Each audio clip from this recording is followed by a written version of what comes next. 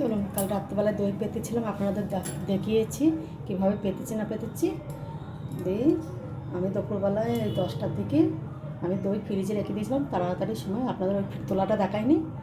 আমি এখন সন্ধ্যাবেলায় আপনাদের ফ্রিজ থেকে বার করে দেখাচ্ছি। এ দেখেন দই, দেখেন দইটা বসে গেছে, দেখেন এ দেখেন, দেখেছেন কাজ করছে, দেখেন এ দেখেন দইটা। আপনাদের তুলেও দেখাচ্ছি,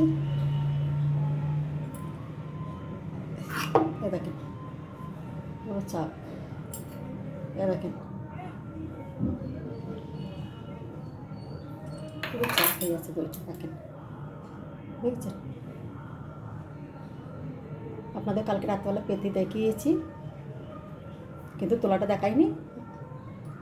10টার সময় আমি ফ্রিজে ঢুকিয়ে দিয়েছিলাম, এবং সন্ধ্যাবেলা আপনাদের দেখাচ্ছি চাপ হয়ে গেছে, দেখেন দেখেন দেখেন দেখেন পুরো চাপ। বাটিটা দেখাচ্ছি কিন্তু বাটিটা ভাঙবো না, এটা কালকে ওকে পাঠিয়ে দেবো কাজের জায়গায়। দেখেন এটাও হয়ে গেছে, এটা ভাঙবো না, এটা ভাঙবো না, এটা এই শুধু ধরেই পাঠিয়ে দেবো বাটিটা। দেখেছেন মাটির হাঁড়িতে না এমনি জল টানে, গায়ে গা ঘেমে গেছে মাটির হাঁড়িতে, দেখেন বুঝেছেন কাজ করছে। তাও দইটুকুনি খেয়ে নিলাম, খুব সুন্দর হয়েছে দইটা, খেতে দারুণ হয়েছে।